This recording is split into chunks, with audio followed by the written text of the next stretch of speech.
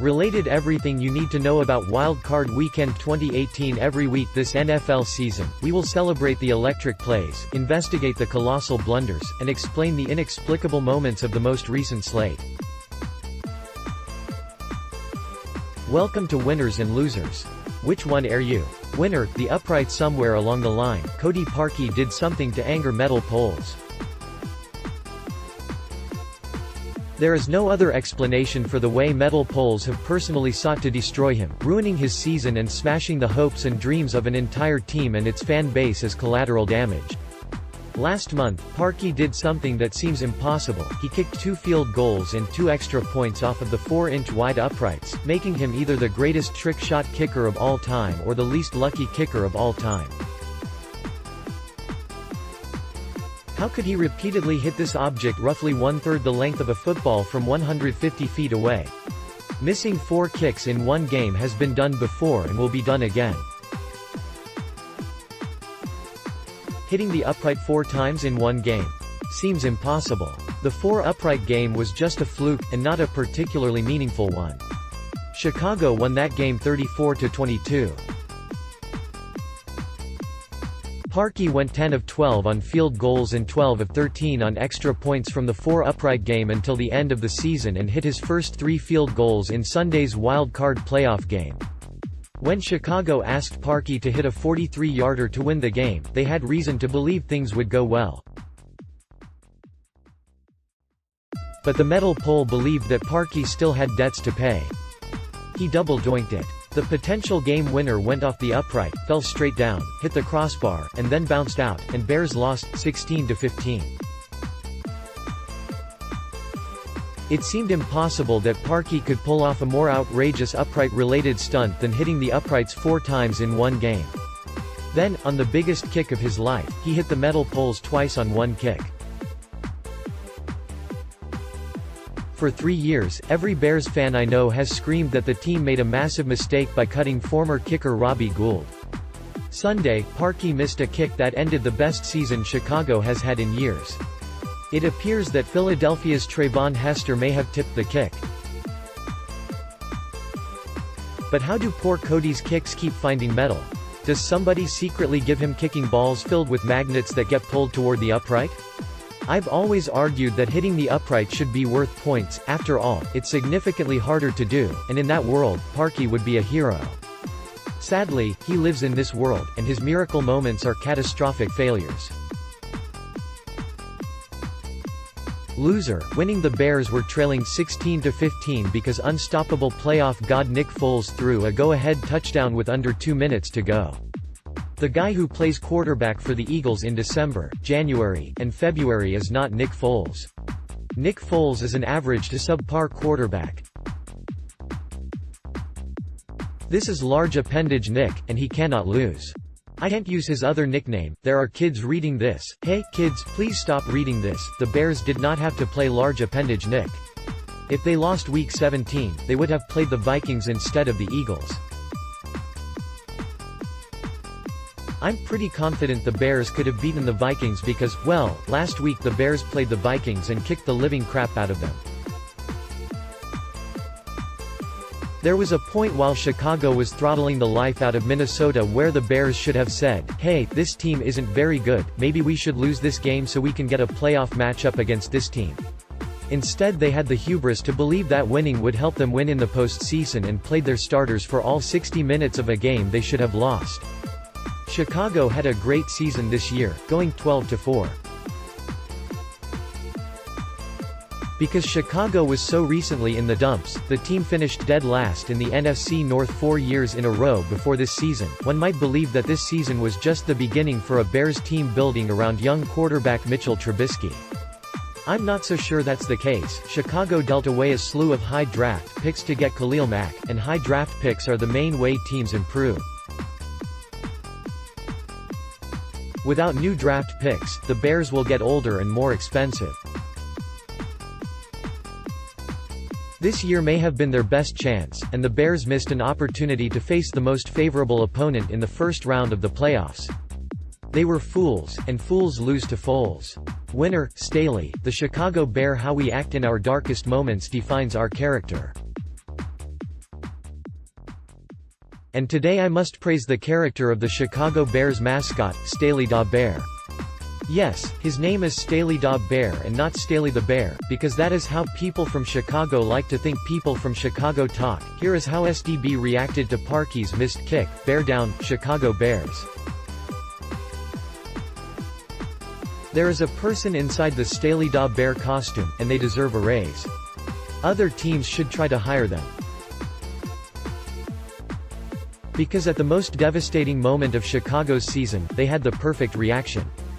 They lost all control of their limbs, letting gravity take their body wherever it would go, as if the missed field goal had caused them to stop caring what happened to their body. For a second, while watching this, you really believe that you're watching an anthropomorphic bear whose sole purpose in life is to support the Chicago Bears, and not a person in a costume pretending to be an anthropomorphic bear whose sole purpose in life is to support the Chicago Bears. The Bears' season may be over, but Staley put in his finest performance ever. Winner, the Chargers' adjustments. Lamar Jackson and the Ravens' coaching staff saved Baltimore's season by creating a run-heavy spread option offense that nobody else in the league could run. After Jackson became the team's starter, the Ravens transformed into the most run-heavy team in decades and became unstoppable, winning 6 of their final 7 games to win the AFC North. They even steamrolled the Chargers in Week 16, handing Los Angeles one of their 4 losses this season. What would it take to stymie such a unique offense? It turned out, a unique defense. Chargers utilized 7 defensive backs on 58 of their 59 defensive snaps Sunday, per NFL Next Gen Stats. They used 7 defensive backs 50 times in the regular season, which accounted for just 5% of their snaps. No team had used 7 DBs on more than 18 snaps in a game this season. Adam Schefter, at Adam Schefter, January 6, 2019. The Chargers essentially swapped out their linebackers for safeties. Normally, a package with 7 defensive backs would be an extreme solution to stop an obvious passing situation, but the Chargers employed it to stop Baltimore's horizontal running attack. The additional speed brought by defensive backs allowed the Chargers to haunt Jackson and his running backs from sideline to sideline. It worked. The Ravens had at least 159 rushing yards in every game from the time he became Baltimore's full-time starter and had 200 yards in 5 of 7 games. Sunday, they had just 90 yards, averaging a dismal 3.9 yards per carry. Jackson had by far the worst game of his career and had negative passing yardage into the 4th quarter. The Chargers sacked him 7 times and won the game with a forced fumble. The Ravens' offensive approach was innovative, but the Chargers are moving on to the next round because they came up with an innovative defensive approach to stop it. Loser, offensive coordinators who don't trust their QBs. Russell Wilson and Lamar Jackson are professional quarterbacks. They are good at throwing footballs.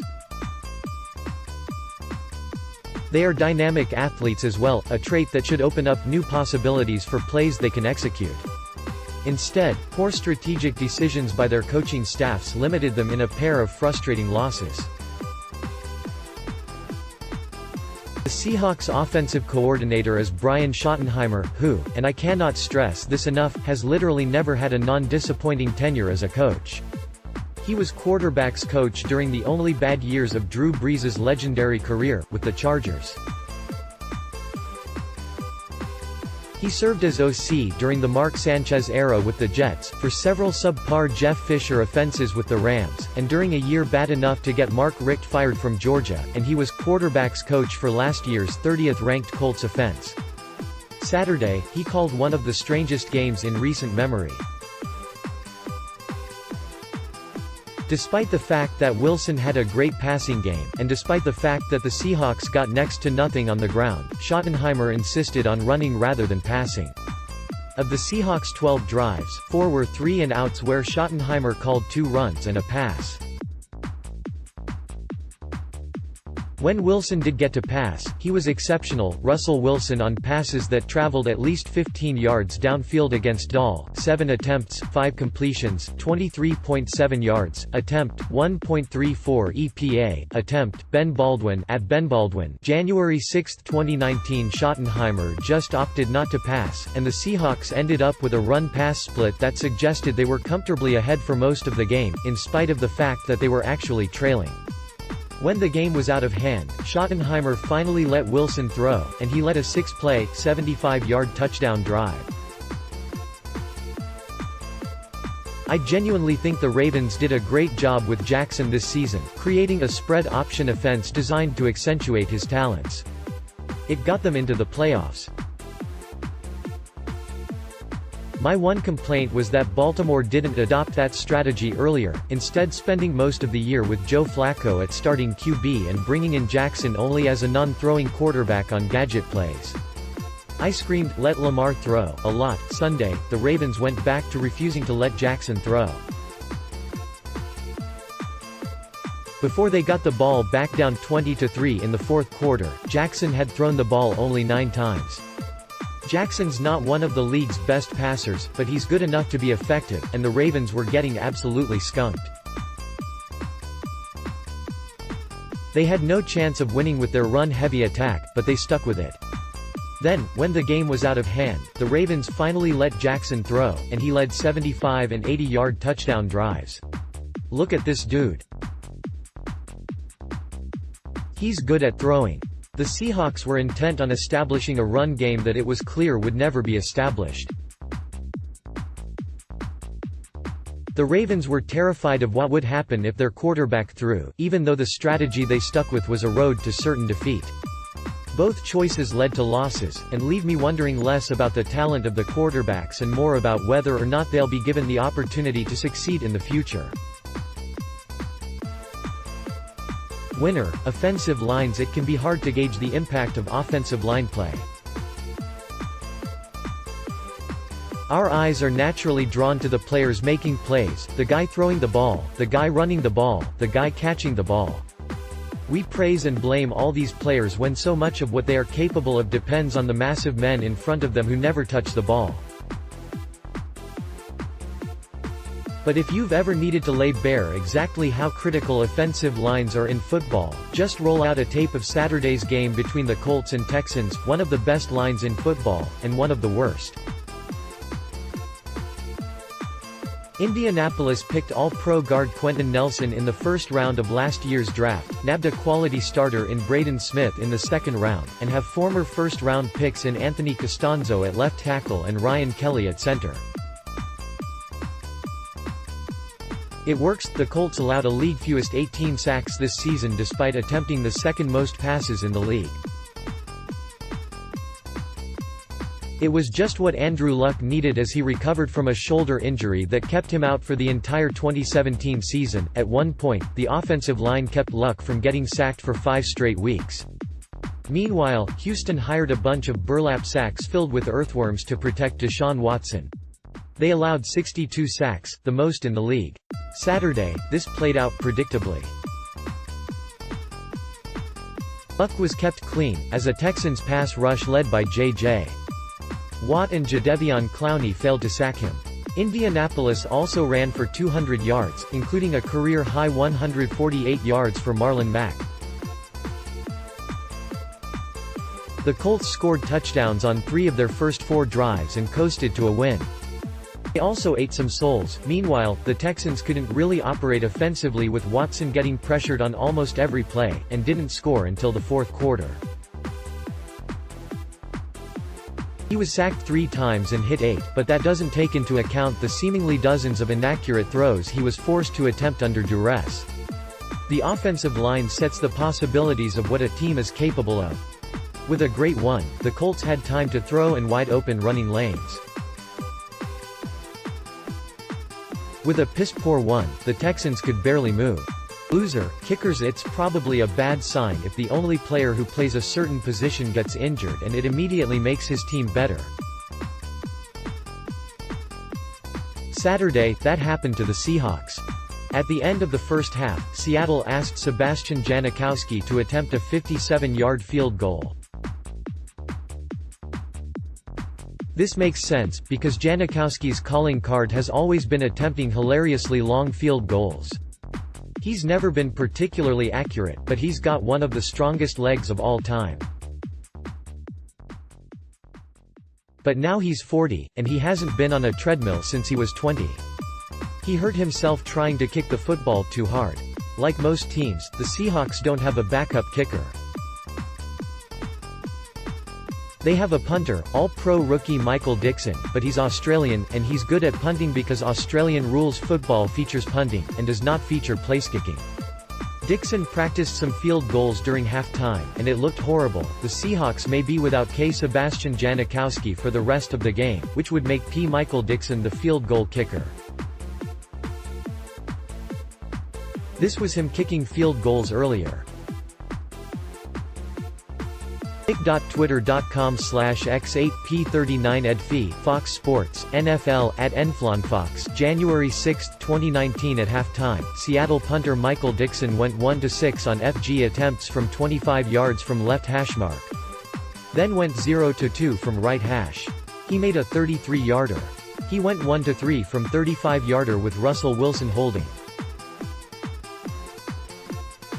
He also made a 37-yarder with Wilson as the holder. Calvin Watkins, @CalvinWatkins, January 6, 2019. There was talk about Dickson drop-kicking field goals. Drop kicks are a part of rugby, and technically legal in football, although nobody has really done them since the 1930s, but that never came to fruition.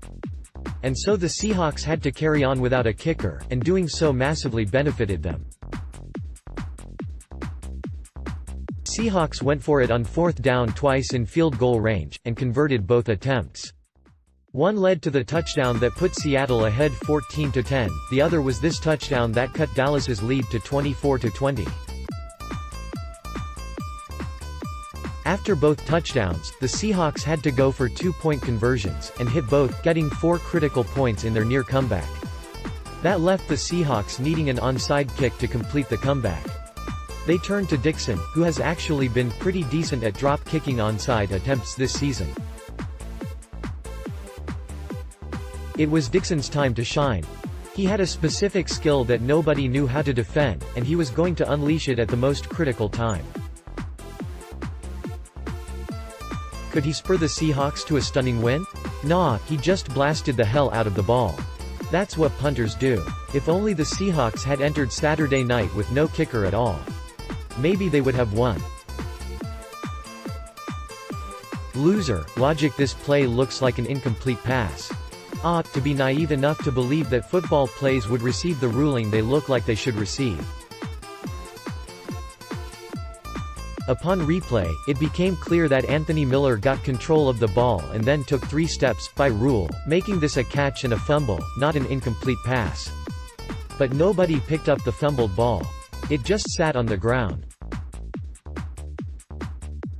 Eventually a referee picked up the ball, believing it was an incomplete pass and therefore a dead ball. So how does this get ruled? Was it an incomplete pass? Did the Bears get possession where the fumble occurred, as if the ball had gone out of bounds? Did the referees now have possession, forcing them to play football against the Eagles and Bears combined? The officials made an odd ruling. They said that Miller caught the ball and fumbled it, but because nobody recovered it, the play was incomplete. Stunningly, this is actually the rule. If there is no video evidence of a clear recovery or the ball going out of bounds, the ruling of incomplete stands. This does not make sense. We're acknowledging that a catch is made, but because the fumble after the catch doesn't get recovered, the catch didn't take place? Thing A happened, but because thing C never happened, thing A actually didn't happen. Lesson: always pick up the football, no matter the circumstance, in case some random rule says you just got a turnover. We're lying to ourselves to justify the most sensible outcome. In this weird-ass sport, sometimes abandoning logic results in the right call.